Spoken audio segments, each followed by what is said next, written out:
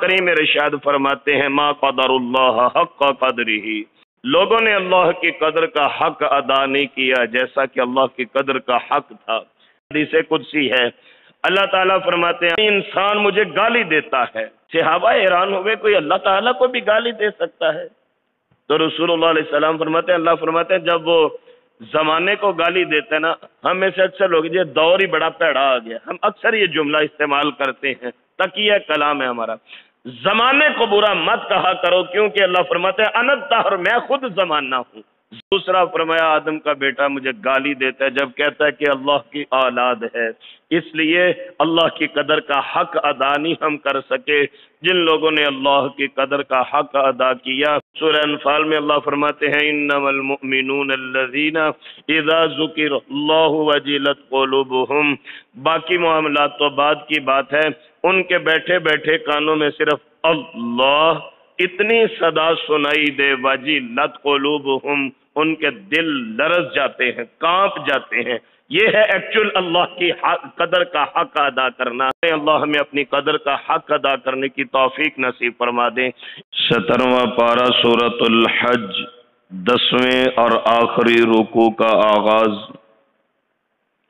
اعوذ باللہ من الشیطان الرجیم، بسم اللہ الرحمن الرحیم۔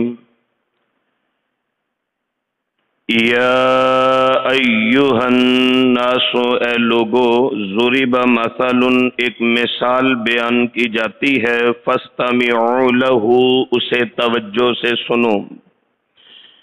ان الذین تدعون من دون اللہ، بے شک وہ لوگ کہ تم پکارتے ہو جنہیں اللہ تعالی کے سوا، لن یخلقوا ذبابا، ہرگز نہیں پیدا کریں گے ایک مکھی بھی، وَلَوِ اجْتَمَعُوا لَهُ، اگرچہ وہ اکٹھے ہو جائیں اس کے لیے، وَإِن يَسْلُبْهُمُ الذُّبَابُ شَيْئًا، اور اگر چھین لے ان سے مکھی کچھ، لَا يَسْتَنْقِذُوهُ مِنْ، نہیں چھڑا پائیں گے اس سے، ضَعُفَ الطَّالِبُ وَالْمَطْلُوبُ، کمزور ہیں پکارنے والے اور جن سے پکارا جاتا ہے۔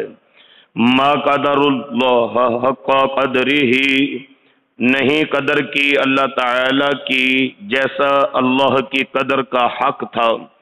ان اللہ لقوی عزیز، بے شک اللہ تعالی طاقت والے غالب ہیں۔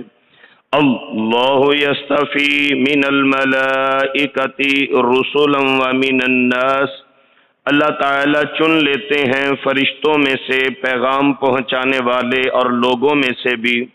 ان اللہ سمیع بصیر، بے شک اللہ تعالیٰ سننے والے دیکھنے والے ہیں۔ یعلم ما بین ایدیہم، وہ جانتے ہیں جو ان کے آگے ہے، وما خلفہم، اور جو ان کے پیچھے، وإلی اللہ ترجع الامور، اور اللہ کی طرف ہی تمام کام لوٹنے والے ہیں۔ یا ایہا الذین آمنوا ارکعوا، اے ایمان والو رکوع کرو، واسجدوا، اور سجدے کرو، واعبدوا، اور عبادت کرو، ربکم، اپنے پروردگار کی، وفعلوا الخیر، اور بھلائی کے کام کرو، لعلکم تفلحون، تاکہ تم کامیاب ہو جاؤ، وجاہدوا فی اللہ حق جہادہ، اور جہاد کرو اللہ کی راہ میں جیسا کہ جہاد کا حق ہے، وَاجْتَبَاكُمْ، اسی اللہ نے چنا ہے تمہیں، وَمَا جَعَلَ عَلَيْكُمْ فِي الدِّينِ مِنْ حَرَجٍ، اور نہیں بنایا تمہارے لیے دین میں کوئی تنگی، ملت ابیکم ابراہیم، یہ تمہارے باپ ابراہیم کی ملت ہے، هُوَ سَمَّاكُمُ الْمُسْلِمِينَ، اس اللہ نے تمہارا نام مسلمین رکھا، من قبل، اس سے پہلے بھی، وفی ھذا، اور اس کتاب میں بھی، لیکون الرسول شہیدا علیکم، تاکہ ہو جائیں رسول تم پر گواہ، وتکونوا شہداء علی الناس، اور تم ہو جاؤ لوگوں پر گواہ، فاقیموا الصلاۃ، پس نماز قائم کرو، وآتوا الزکاۃ، اور زکوٰۃ ادا کرو، واعتصموا باللہ، اور اللہ کو تھامے رکھو، ہوا مولاکم، وہ اللہ تمہارے مولا ہیں، فنعم المولا، کیسے اچھے دوست ہیں، وَنِعْمَ النَّصِيرُ، اور کتنے اچھے مددگار ہیں۔ یا ایھا الناس، اے لوگو، اس سے مراد تمام وہ مشرکین ہیں جو اللہ سبحانہ و تعالی کے سوا اوروں کی عبادت کرتے ہیں۔ ضُرِبَ مَثَلٌ، تمہیں ایک مثال دی جاتی ہے۔ پہلے بھی میں نے عرض کیا کہ قرآن کریم کی تمثیلات وہ اپنا ایک خاص مقام رکھتی ہیں، بڑے بڑے جامع انداز میں اور بڑے بڑے گہرائی میں ڈوبے الفاظ کے ساتھ غور و فکر کرنے کے لیے اللہ کریم نے قرآن کریم میں مثالیں بیان فرمائی ہیں۔ یہاں پہ بھی ایک مثال بیان کی جا رہی ہے، تمہیں ایک مثال دی جاتی ہے، فَاسْتَمِعُوا لَهُ، کان لگا کے توجہ سے اسے سنو۔ ان الذین تدعون من دون اللہ، اللہ کے سوا تم جنہیں پکارتے ہو، لن یخلقوا ذبابا، وہ ایک مکھی بھی پیدا نہیں کر سکیں گے۔ لام تاکید کے لیے ہے، صیغہ مستقبل کا استعمال فرمایا۔ مطلب یہ ہے کہ نہ ان سے آج تک مکھی پیدا ہوئی، نہ اب کر سکتے ہیں، نہ قیامت تک کر سکیں گے، کسی صورت میں یہ ممکن نہیں۔ اللہ اکبر کبیر۔ مشرکین مکہ کی چونکہ عادت تھی کہ اپنے بتوں کے نام پہ زعفران اور شہد وغیرہ کا چڑھاوا چڑھاتے، اور مکھیاں آ کے بنبنا رہی ہوتی ان پہ، اور مکھیاں آ کے ان پہ بیٹھ رہی ہوتی، تو لہذا ان کی اس بے بسی کو یوں بیان کیا گیا، جیسا کہ صحیح مسلم کی روایت ہے، رسول اللہ صلی اللہ علیہ وآلہ وسلم اس روایت کے راوی ہیں، اللہ تعالیٰ کا کلام پیش کیا جا رہا ہے، اور ایسی حدیث مبارکہ کو حدیث قدسی کہا جاتا ہے، جس کے راوی رسول اللہ علیہ السلام ہوں اور وہ کلام اللہ سبحانہ و تعالیٰ کا ہو۔ اللہ تعالیٰ ارشاد فرماتے ہیں، اس سے بڑھ کے ظالم کون ہے جو اس طرح پیدا کرنا چاہتا ہے جس طرح میں نے پیدا کیا۔ اللہ اکبر کبیرہ۔ اگر ممکن ہے، حدیث مبارکہ کے لفظ ہیں، ایک ذرہ اگر کر سکتے ہو تو کرو پیدا، ایک ذرہ پیدا کر کے دکھا دو۔ تو لہذا یہاں پہ فرمایا لن یخلقوا ذبابا، وہ ایک مکھی پیدا نہیں کر سکتے۔ وَلَوِ اجْتَمَعُوا لَهُ، اگرچہ کہ وہ سارے اس کام کے لیے جمع ہو جائیں۔ وَإِن يَسْلُبْهُمُ الذُّبَابُ شَيْئًا، اگر مکھی ان سے کچھ چھین کے لے جائے۔ یہاں پہ امام بقائی رحمہ اللہ نے بڑی ایک لطیف نقطہ بیان فرمایا۔ وہ فرماتے ہیں کہ جہاں غیر اللہ کی کمزوری اور ضعف کو بیان کیا جا رہا ہے، وہاں مکھی کا ڈھیٹ پن بھی بیان فرمایا جا رہا ہے۔ قرآن کریم غور و فکر کرنے کا مقام ہے۔ تو امام بقائی رحمہ اللہ فرماتے ہیں کہ دیکھیے شیر کتنا طاقتور ہے، لیکن شیر ڈھیٹ نہیں ہے۔ شیر بڑی طاقت کا مالک ہے لیکن ڈھیٹ نہیں ہے، اور مکھی بالکل کمزور ہے، ہاتھ مارنے سے مر جاتی ہے، لیکن ڈھیٹ اتنی ہے کہ بڑے بڑے بادشاہوں کو بھی الجھن میں ڈال دیتی ہے، منہ پہ آ کے بیٹھتی ہے، کندھے پہ بیٹھتی ہے، سر پہ بیٹھتی ہے۔ وہ پوری مملکت کا بادشاہ بھی ہو، وہ بیچارہ آوازار آ جاتا ہے اس کو ہلا ہلا کے اڑا کے۔ تو امام بقائی رحمہ اللہ کے بقول اس آیہ مبارکہ سے مکھی کا ڈھیٹ پن بھی بیان کیا جا رہا ہے۔ وَإِن يَسْلُبْهُمُ الذُّبَابُ شَيْئًا، اگر مکھی ان سے کچھ چھین کے لے جائے، لَا يَسْتَنْقِذُوهُ مِنْهُ، یہ اس سے واپس نہیں چھڑا سکتے۔ کیوں؟ ضعف الطالب والمطلوب، جو مانگتے ہیں اور جن سے مانگتے ہیں دونوں عاجز اور کمزور ہیں۔ کتنی جامع انداز میں یہ مثال بیان کی گئی کہ اے لوگو اس مثال کو سنو، اللہ کے سوا کسی کو مت پکارو، تمہاری بگڑیاں بنانے والا، تمہیں رزق پہنچانے والا، اولاد عطا فرمانے والا، تمہارے معاملات کو سنوارنے والے ایک اللہ لم یزل کی ذات اقدس ہے۔ تو اللہ کریم ارشاد فرماتے ہیں ما قدر اللہ حق قدرہ۔ اس سے پہلے سورہ یوسف میں بھی ہم یہ عنوان پڑھ کے آئے، لوگوں نے اللہ کی قدر کا حق ادا نہیں کیا جیسا کہ اللہ کی قدر کا حق تھا۔ حدیث مبارکہ میں آتا ہے، رسول اللہ علیہ السلام فرماتے ہیں، یہ بھی حدیث قدسی ہے، اللہ تعالیٰ فرماتے ہیں آدم کا بیٹا مجھے گالی دیتا ہے۔ اللہ اکبر، یہ اللہ فرما رہے ہیں، آدم کا بیٹا یعنی انسان مجھے گالی دیتا ہے۔ صحابہ حیران ہوئے، کوئی اللہ تعالیٰ کو بھی گالی دے سکتا ہے؟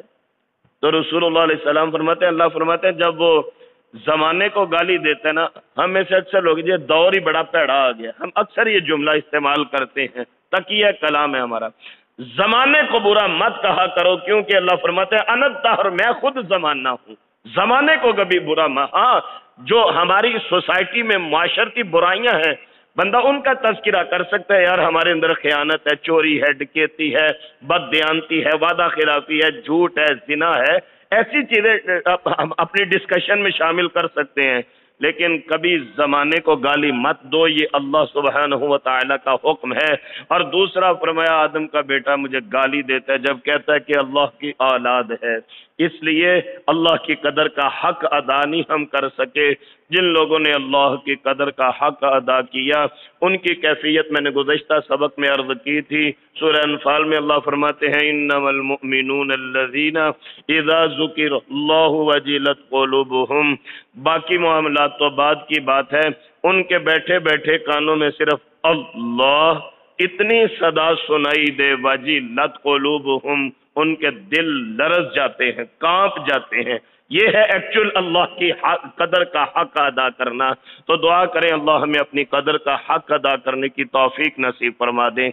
ان اللہ لقوی عزیز، یہاں پہ اسماء الحسنہ کا پھر تذکرہ فرمایا گیا، کس لیے؟ لوگوں نے اللہ کی قدر نہیں کی، حالانکہ اللہ تو طاقت والے ہیں، جو چاہتے ہیں اللہ فرماتے ہیں، تو اللہ سبحانہ و تعالی غالب بھی ہیں، لیکن لوگوں نے اللہ کی قدر حق کے مطابق ادا نہیں کی۔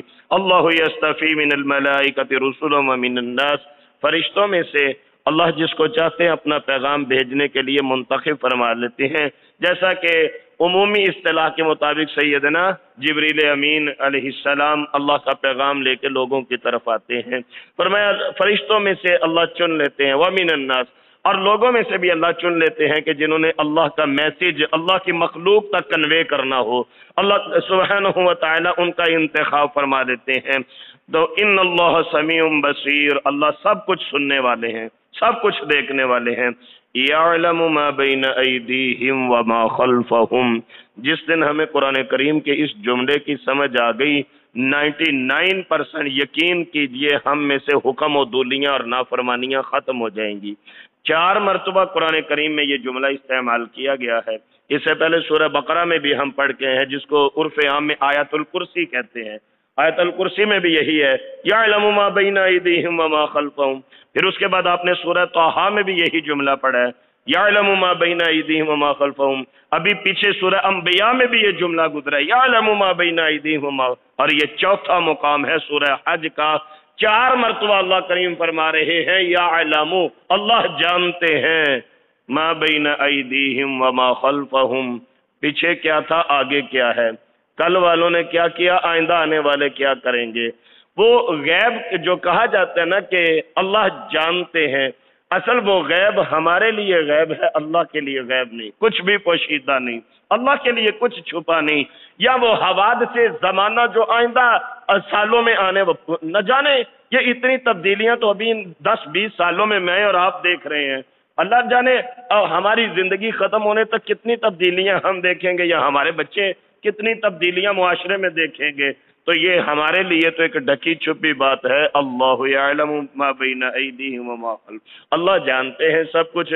یا اس کے دوسری تشریح آپ یوں کیجئے کہ جو کچھ ہم نے اپنے پاس رکھا اور جو کل کے لیے آگے بھیجا، سب کچھ اللہ کے علم میں ہے۔ کل کیا ہوگا اللہ کے علم میں ہے، کیا کر چکے ہم دنیا سے چھپ سکتے ہیں، اللہ سے پوشیدہ نہیں ہے، اللہ کے علم میں ہے۔ وَإِلَى اللَّهِ تُرْجَعُ الْأُمُورُ، کیونکہ سارے کاموں کا فیصلہ اللہ تعالیٰ کی طرف لوٹایا جائے گا۔ یا ایھا الذین آمنوا، ایمان والوں کو مخاطب کیا گیا، 89 مرتبہ قرآن کریم میں یہ جملہ استعمال کیا گیا، یا ایھا الذین آمنوا، اے ایمان والو۔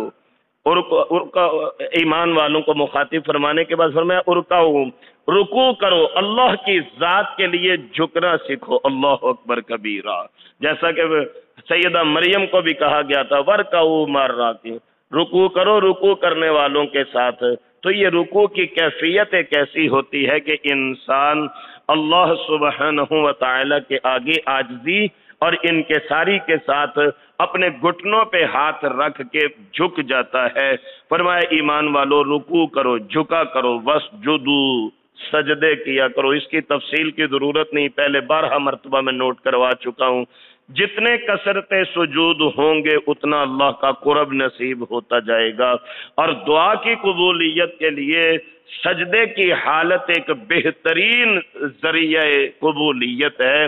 رسول اللہ علیہ السلام نے فرمایا جو سب سے زیادہ دعائیں قبول ہوتی ہیں وہ سجدے کی حالت میں ہوتی ہیں، کیونکہ سجدے کی کیفیت ایسی ہے کہ یوں سمجھیے انسان اللہ جی کے قدموں میں اپنا سر رکھ کے بیٹھا ہوا ہے، تو اس لیے فرمایا وسجدوا، سجدہ بھی کرو، وَاعْبُدُوا رَبَّكُمْ، اپنے رب کی عبادت بھی کرو، وَافْعَلُوا الْخَيْرَ، نیکی کے کام بھی کرو۔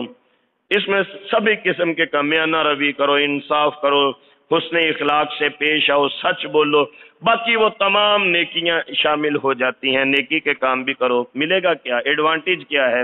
لعلکم تفلحون، تاکہ تم فلاح پا جاؤ، کامیابی۔ یہ اذان کی آواز الحمدللہ بلند ہوتی ہے، ہم روزانہ 5 مرتبہ سنتے ہیں، تو وہاں پہ بھی کہا جاتا ہے حی علی الصلاۃ، حی علی الفلاح، لوگوں نماز کی طرف آؤ، کامیابی کی طرف آؤ۔ تو اصل کامیابی اللہ کی عبادت میں ہے، اصل کامیابی اللہ کی اطاعت اور فرما برداری میں ہے۔ فرمایا رکوع کرو، سجدے کرو، عبادت کرو اور نیکی کے کام کرو، لعلکم تفلحون، تاکہ تم فلاح پا جاؤ۔ اللہ اکبر کبیرہ۔ وجاہدوا فی اللہ حق جہادہ، اللہ کے لیے جہاد کرو جیسا کہ جہاد کا حق ہے۔ چونکہ یہ سورہ مبارکہ وہ ہے جس میں سب سے پہلے جہاد کی اجازت دی گئی ہے، لہذا بات اب ختم کی جا رہی ہے، اس سورہ مبارکہ کو مکمل کیا جا رہا ہے۔ فرمایا وجاہدوا فی اللہ حق جہادہ، اللہ کی راہ میں جہاد کرو جیسا جہاد کا حق ہے۔ اب جہاد کا حق کیسا ہے؟ 3-4 اصطلاحات ایسی ہیں کہ جن کو شاید ہم نہیں آبزرو کرتے۔ حدیث مبارکہ میں بڑی تفصیل سے بتایا گیا۔ رسول اللہ علیہ السلام سے پوچھا گیا مجاہد کون ہے؟ حق کا جہاد ہی، حق جہاد کا حق ادا کرنے والا مجاہد۔ پوچھا گیا مجاہد کون ہے؟ فرمایا جس سے دوسرے مسلمان بے خوف رہیں، کوئی ڈر نہ ہو کہ یہ میرا مال لوٹ لے گا، یہ میرے ساتھ ظلم کرے گا، زیادتی کرے گا، وہ مجاہد ہے۔ پھر پوچھا گیا مومن پوچھا گیا مومن کون ہے؟ کہا جس سے دوسرے مسلمان بے خوف رہیں۔ پوچھا گیا جی مسلمان کون ہے؟ فرمایا جس کے ہاتھ اور زبان سے دوسرے مسلمان محفوظ رہیں۔ پوچھا گیا مجاہد کون ہے؟ جس کے لیے بولا گیا کہ حق جہاد ہی، تو رسول اللہ علیہ السلام نے فرمایا جو اللہ کی اطاعت میں اپنے نفس کے خلاف جہاد کرے، نفس اس کو ابھارتا ہے برائی کی طرف، یہ ڈرتا ہے کہ نہیں اللہ کی ذات ہے، میں نے اللہ کریم کو جا کے جواب دینا ہے، یہ حقیقی مجاہد ہے۔ پوچھا گیا مہاجر کون ہے؟ تو حدیث مبارکہ میں آتا ہے رسول اللہ علیہ السلام فرماتے ہیں جو اللہ کے لیے گناہ چھوڑ دے۔ ویسے تو ہجرت یہ بھی ہے ایک ملک سے دوسرے ملک جانا، فرمایا مہاجر وہ ہے جو اللہ کی رضا کے لیے معصیت کے کام چھوڑ دے، گناہ چھوڑ دے اللہ کے لیے، وہ مہاجر ہے۔ تو یہ مومن، مسلمان، مہاجر اور مجاہد کی ڈیفینیشن حدیث مبارکہ کے تناظر میں جو کی گئی، اللہ کریم یہ خوبیاں ہمارے اندر پیدا فرما دیں۔ اللہ کریم فرماتے ہیں وَاجْتَبَاكُمْ، اللہ نے تمہیں چنا ہے، وَمَا جَعَلَ عَلَيْكُمْ فِي الدِّينِ مِنْ حَرَجٍ، تمہارے لیے دین میں کوئی تنگی نہیں رکھی۔ اس سے پہلے ہم پڑھے ہیں لا اکراہ فی الدین قد تبین الرشد من الغی فمن یکفر بالطاغوت ویؤمن باللہ فقد استمسک بالعروۃ الوثقی، کہ جو اللہ رب العالمین کی اطاعت اور فرما برداری کرے، اللہ سبحانہ و تعالی کے لیے اپنی دینی زندگی گزارے، تو لا اکراہ فی الدین، دین کے اندر پھر کوئی تنگی نہیں ہے، دین کے اندر جبر نہیں ہے۔ ملت ابیکم ابراہیم، یہ تمہارے باپ ابراہیم کی ملت ہے۔ ملت کا مطلب ہوتا ہے ایک پورے کا پورا نہج، ایک پورے کا پورا راستہ اور ایک پورے کا پورا لاہ عمل، دستور، منشور، ماٹو، یہ سارا کچھ ملت میں شامل ہوتا ہے۔ وَسَمَّاكُمُ الْمُسْلِمِينَ، اللہ نے تمہارا نام مسلمین رکھا ہے۔ مسلمان کا مطلب من قبل وفی ھذا، اس سے پہلے بھی تم مسلمان تھے، یعنی یہ جو لفظ مسلمان ہے یہ صرف ہمارے لیے خاص نہیں ہے، یہ آج سے پہلے جتنی شریعتیں تھیں جو اللہ کے پابند تھے اللہ نے ان کے لیے بھی یہی۔ حضرت ابراہیم کی مثال لے لیں، تو قال له ربه اسلم قال اسلمت لرب العالمین، جب ابراہیم علیہ السلام کو ان کے رب نے کہا مسلمان ہو جاؤ یعنی فرما بردار ہو جاؤ، قال اسلمت لرب العالمین، کہنے لگے میں مسلمان ہو گیا۔ ملکہ بلقیس کا تذکرہ آپ نے پڑھا ہے، آئندہ بھی آئے گا، تو ملکہ بلقیس نے بھی یہی کہا تھا کہ میں مسلمان ہوتی ہوں، میں فرما بردار ہوتی ہوں سلیمان علیہ السلام کے ساتھ۔ تو لہٰذا یہ لفظ جو مسلمان ہے یہ شروع سے استعمال ہوتا رہا، وفی ھذا اس کتاب میں بھی ہے۔ تو اللہ کریم نے فرمایا اللہ نے تمہارا نام اس سے پہلے رکھا اور اب بھی رکھا۔ اب صرف یہ کہنا کہ جی صرف لفظ مسلمین استعمال ہوگا، حدیث مبارک دیکھیے قرآن کریم میں عباد اللہ بھی استعمال کیا گیا، مفلحون، متقون، مومنون، صادقون، کتنے کتنے القابات سے مومنین کو یاد کیا گیا۔ ایک حدیث مبارکہ ان لوگوں کا رد کرتی ہے۔ رسول اللہ علیہ السلام نے فرمایا کہ جو جاہلیت کی آواز بلند کرتا ہے، جاہلیت کی پکار کرتا ہے، یعنی لوگوں کو بلاتا ہے جہل کام کی طرف، اللہ کے رسول علیہ السلام نے فرمایا وہ جہنم کی ڈھیریاں ہیں، لہذا لوگوں اللہ کی طرف پلٹ آؤ۔ یہ حدیث مبارکہ کے الفاظ ہیں، اللہ کی طرف لوٹ آؤ، اللہ سے ڈرتے رہو، اللہ کی عبادت کرو، جس اللہ نے تمہیں مسلمین بنایا، مومنین بنایا، عباد اللہ بنایا۔ تین الفاظ حدیث مبارکہ میں استعمال کیے گئے، اللہ نے تمہیں عباد اللہ بنایا، اللہ نے تمہیں مومن بنایا، اللہ نے تمہیں مسلمان بنایا۔ تو لہذا وہ فتنہ الحمدللہ دب چکا تھا جو قرآن کریم کی اس آیت کو دلیل بنا کے کہا کرتا تھا صرف لفظ مسلمین اور صرف جماعت المسلمین ہی کامیاب ہے، باقی سارے کے سارے نعوذ باللہ وہ جہنمی ہیں، آگ میں جائیں گے۔ اللہ کریم فرماتے ہیں اللہ نے تمہارا نام مسلمان رکھا، من قبل وفی ھذا اس سے پہلے بھی اور اس کتاب میں بھی، لیکون الرسول شہیدا علیکم تاکہ رسول تم پر شہید ہو جائے، گواہ ہو جائیں، یعنی جو پہلے بھی انبیاء آئے اور بالخصوص ہمارے پیارے نبی صلی اللہ علیہ وآلہ وسلم بھی، وتکونوا شہداء علی الناس تم لوگوں پر گواہ ہو جاؤ، فاقیموا الصلاۃ کرنے کے کام کیا ہیں؟ 17واں پارہ مکمل ہو رہا ہے، سورہ حج مکمل ہو رہی ہے، کرنے کے کام بتائے جا رہے ہیں، جو پہلے فرمایا نا وفعلوا الخیر نیکی کے کام کیا کرو، اب کرنے والے کام بتائے جا رہے ہیں۔ فرمایا فاقیموا الصلاۃ نماز قائم کرو، وآتوا الزکوٰۃ اپنے مال میں سے اللہ کی راہ کا حصہ ضرور نکالا کرو، خرچ کرو اللہ کی راہ میں، زکوٰۃ ادا کرو، واعتصموا باللہ اللہ کو مضبوطی سے تھام لو، سبحان اللہ۔ اس سے پہلے ہم پڑھیں واعتصموا بحبل اللہ جمیعا ولا تفرقوا، یہاں پہ فرمایا واعتصموا باللہ اللہ کو مضبوطی سے تھام لو۔ اللہ کو مضبوطی سے تھامنے کا کیا مطلب؟ اللہ کے احکامات کو مان لو، اللہ کی ذات کے ساتھ اپنا تعلق مضبوط کر لو، عبد اور معبود والے رشتے کو پہچانو، اللہ سبحانہ و تعالیٰ کے کہے کے مطابق فرما برداری کی زندگی اختیار کرو، واعتصموا باللہ اللہ کے نام کے ساتھ اپنے آپ کو مضبوط کر لو۔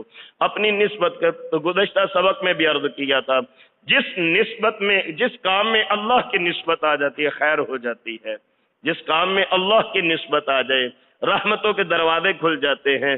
واعتصموا باللہ اللہ کے نام کو اپنی زندگی میں اتنا شامل کر لو، اس میں ذات پہچان بن جائے ہماری، اور اتنا شامل کر لو، اتنا شامل کر لو کہ یہ ایک ایسی اٹریکشن پیدا ہو جائے جیسے مقناطیسی قوت ہوتی ہے، ایسی قوت پیدا ہو جائے کہ جہاں پہ بھی پھر اہل ذکر اور فکر لوگ اکٹھے ہوں، نہ چاہتے اور نہ اظہار کرتے ہوئے بھی ایک مقناطیسی قوت دلوں سے دلوں کی ایسی راہ آسان ہو جائے اور ہموار ہو جائے کہ معلوم ہو جائے میں بھی اللہ اللہ پڑھنے والا ہوں، یہ بھی اللہ اللہ کا وظیفہ کرنے والا ہے۔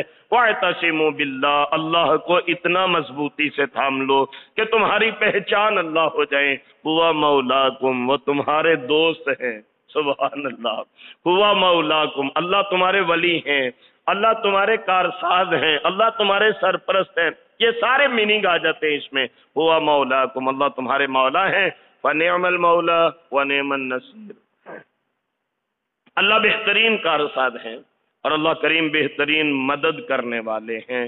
تو ایسے اللہ کریم جن کے اسماء حسنہ کا کثرت ذکر سورۃ الحج میں اور بالخصوص آخری رکوعات میں ہم نے پڑھا، معلوم یہ ہوا، لب لباب یہ ہے، نتیجہ اور ماحصل یہ ہے، اللہ سبحانہ و تعالیٰ طاقت کا سرچشمہ ہے، اللہ کریم کے احکامات ہی نافذ العمل ہونے چاہیے، اللہ کی فرما برداری میں زندگی گزارو، دنیا اور آخرت کی کامیابی تمہارا مقدر ہو جائے گی۔ حضرات آپ احباب کو بہت مبارک ہو کہ آج اللہ کی توفیق سے ہم نے 17واں پارہ بما تفسیر کے مکمل کر لیا ہے۔ 17 پارے قرآن کریم کے اللہ پاک نے آج ہمیں مکمل کرنے کی سعادت بخشی، اور بالخصوص یہ جو سورہ حج 10 رکوعات پہ مشتمل تھی، 78 اس کی آیات تھیں، 1283 اس کے کلمات تھے، اور اس کے کلمات کو جب ہم نے حروف میں بدلا تو 5422 حروف اس سورہ مبارکہ کے وہ ہم نے نیکیوں کے انبار کمانے کے لیے اللہ کی توفیق سے تلاوت کیے، پھر ان کی تشریح کرتے رہے، ترجمہ تسلیس کرتے رہے، ان کے معنی، مفہوم اور مطالب پہ غور و فکر کرتے رہے۔ اللہ کریم اس کار خیر کو ہم سب کے لیے توشہ آخرت بنا کے دنیا اور آخرت کی کامیابی نصیب فرمائے، اور ہمیں ایسا بنا دے کہ ہم اللہ کو پسند آ جائیں۔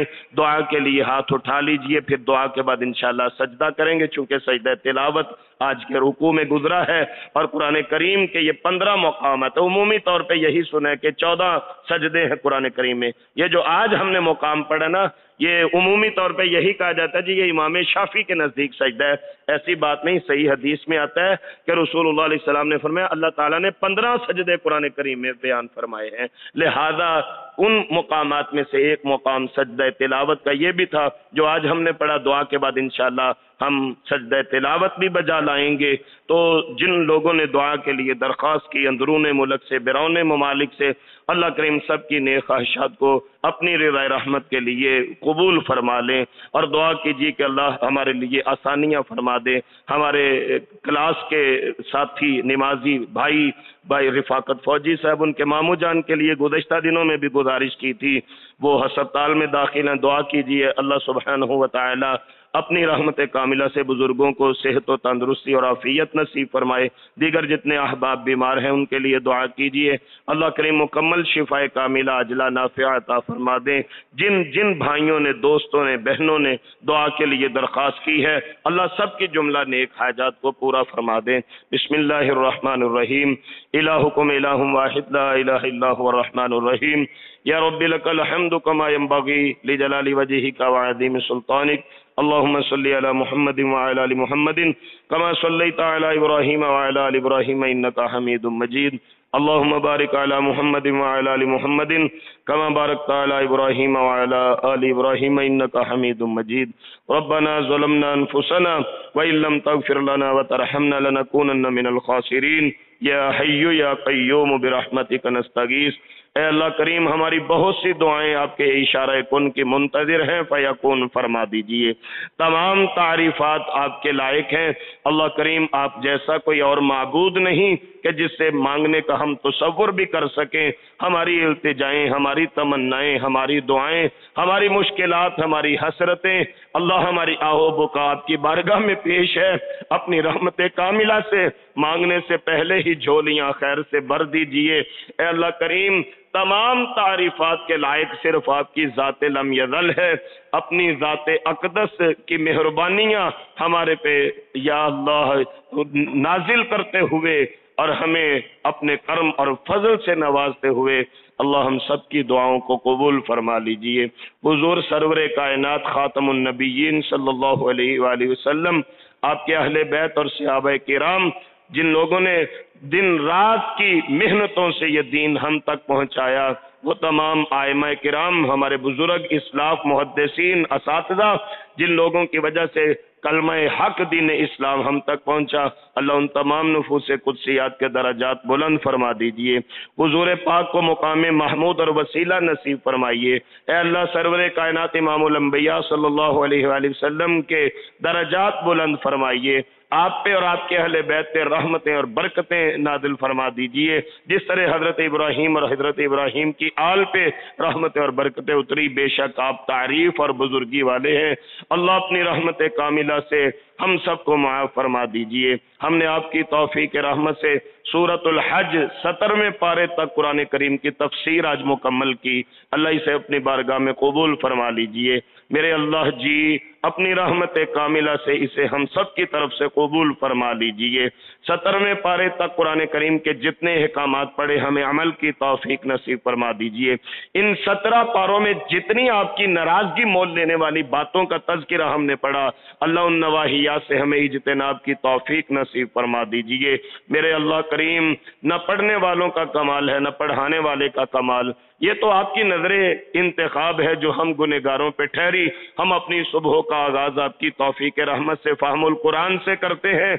अल्लाह इसको हमारे लिए खैर बरकत का सबब फरमा दीजिए, कब्र की रोशनी का सबब फरमा दीजिए। देखिए अल्लाह, आपके बंदे सुबह के अंधेरे में अपनी नींद कुर्बान करके गिरते पड़ते आपके घर में पहुंचते हैं कुरान पाक की मोहब्बत लिए। कोई मकसद नहीं है अल्लाह, हम सिर्फ कुरान पाक का शऊर, तफसीर, तौज़ीह, तशरीह, तर्जुमा और फहम हासिल करना चाहते हैं।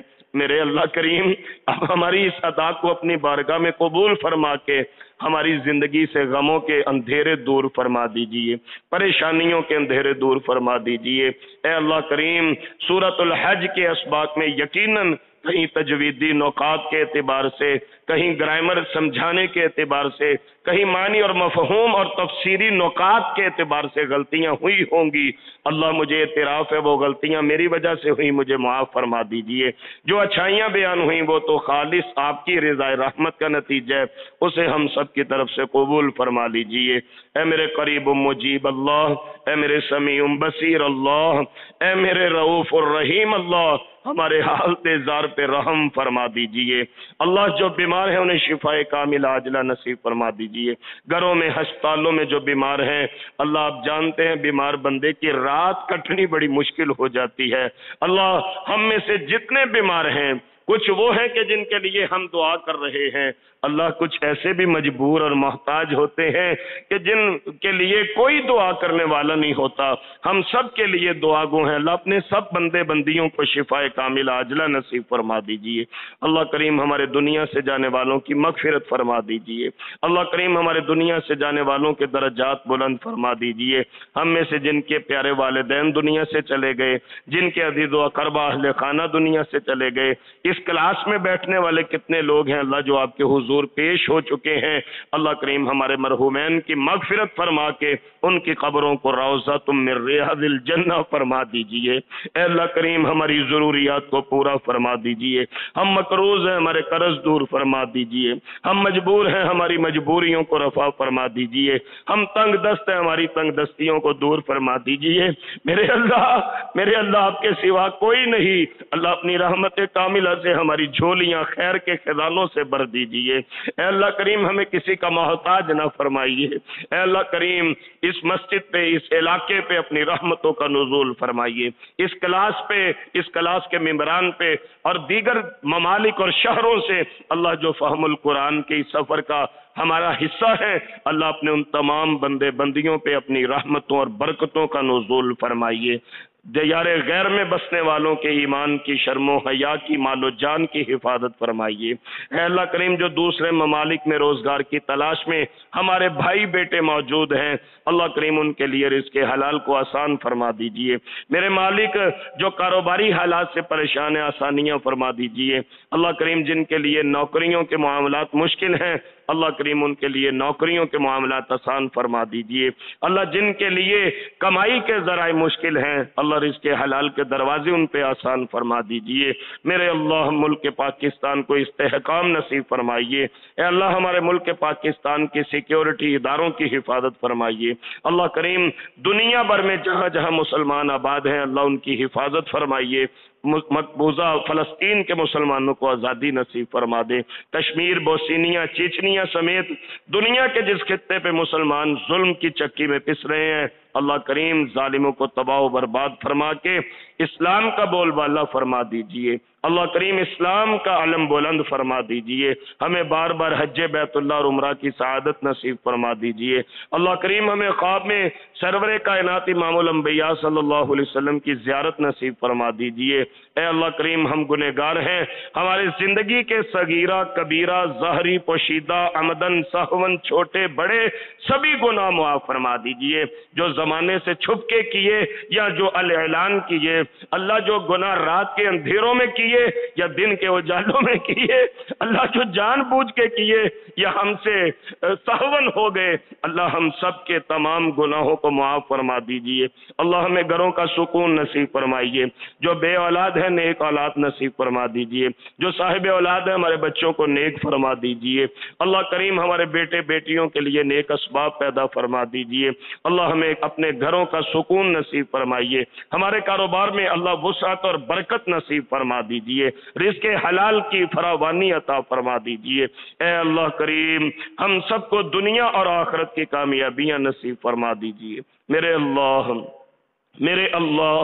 میرے اللہ اپنے اسم ذات کو کثرت سے یاد کرنے کی توفیق نصیب فرما دیجئے، ہمارے دل کی دھڑکنوں میں لفظ اللہ کو سما دیجئے، اللہ ہماری روح میں لفظ اللہ کو بسا دیجئے، اللہ ہم سب کو معاف فرما کے اپنا بنا لیجئے، اللہ ہمیں اپنا بنا لیجئے، ہمیں اللہ والوں کی صف میں شامل فرما لیجئے، اولیاء الرحمن عباد الرحمن مومنین مسلمین میں شامل فرما لیجئے۔ میرے اللہ ہم مجبور ہیں، ہم سب کی مجبوریوں کو رفع فرما دیجئے۔ اللہ کریم کچھ دعائیں ایسی جو اس مجلس میں ہم نے آپ کے حضور پیش کی، لیکن سینکڑوں نہیں ہزاروں تمنائیں ایسی ہیں اللہ جن کو تیرے سوا کوئی نہیں جانتا، تو علیم بذات الصدور ہے۔ ہم جھجکتے شرماتے ایک دوسرے کے سامنے اپنی عرضیاں نہیں رکھتے، اللہ تو جانتا ہے۔ میرے اللہ ہم سب کے دلوں کی نیک آرزوؤں کو پورا فرما دیجئے، اللہ ہم سب کی نیک خواہشات کو پورا فرما دیجئے، اللہ ہماری مرادیں عطا فرما دیجئے، ہماری دعائیں قبول فرما لیجئے، ہمیں ایسا بنا دیجئے اللہ ہم آپ کو پسند آ جائیں، مرتے آخری کلمہ شہادت نصیب ہو، قبر کے امتحانات میں کامیابی میسر آ جائے، کل حشر والے دن اللہ حضور کی شفاعت کبریٰ کا حقدار بنا دیجئے، اپنے عرش کی ٹھنڈی چھاؤں میں جمع فرما لیجئے۔ میرے اللہ کریم اپنی رحمت کاملہ سے ہم سب کو معاف فرما کے جہنم سے گردن آزاد فرما دیجئے، جنت کا مہمان بنا لیجئے گا، جنت میں حضور کے قدمین شریفین میں جگہ نصیب فرما دیجئے گا، اللہ قیامت کو حوض کوثر ہمارا مقدر فرما دیجئے گا، اپنے عزت والے چہرہ پر انور کی زیارت نصیب فرما دیجئے گا۔ اللہ ہم سب کو معاف فرما دے، اللہ ہم سب کو معاف فرما دے، اللہ ہم سب کو معاف فرما دے، ہم سے راضی ہو جائیں، اللہ کریم ہم سب کی دنیا بھی بہتر فرما دیں، آخرت بھی بہتر فرما دے۔ صلی اللہ تعالی علی خیر خلقہ محمد وآلہ واصحابہ اجمعین برحمتک یا ارحم الراحمین۔ مدینہ منورہ سے دینی سوالات کے فری جوابات کے گروپس مسائل دین المدینہ، جن میں سے 28 نمبر محترم محمد سلیمان شاکر صاحب کا ہے اور ان کا فہم قرآن کلاس کا گروپ بھی ہے۔ یہ ویڈیو بھی اسی سبق سے ماخوذ ہے جسے یوٹیوب چینل دنیا و دین پر پیش کیا جا رہا ہے تاکہ زیادہ سے زیادہ لوگ مستفید ہو سکیں۔ ان ویڈیوز کو ڈاؤن لوڈ کر کے اور آڈیوز بنا کر زیادہ سے زیادہ شیئر کریں تاکہ باقی لوگ بھی نبی صلی اللہ علیہ وسلم کی تعلیمات سے مستفید۔ قرآن کو سمجھنا بہت ہی ضروری ہے، تو اس لیے آپ سب بھی خود بھی قرآن سمجھیں، دوسروں کو بھی قرآن سمجھنے کی دعوت دیں، اور نبی کریم صلی اللہ علیہ وسلم کی پیاری دعائیں جو ہیں ان کو بھی سمجھ کر پڑھیں، دوسروں کو بھی بتائیں کہ پیارے رسول صلی اللہ علیہ وسلم سے اصلی محبت کا تقاضا یہی ہے کہ آپ صلی اللہ علیہ وسلم کی دن رات میں جتنی دعائیں ہیں ان سب کو ہم ترجمے سے یاد کریں۔ فری قرآن سمجھنے یا دینی سوالات کی رہنمائی کے لیے واٹس ایپ گروپس میں شامل ہونے کے لیے 00923007446434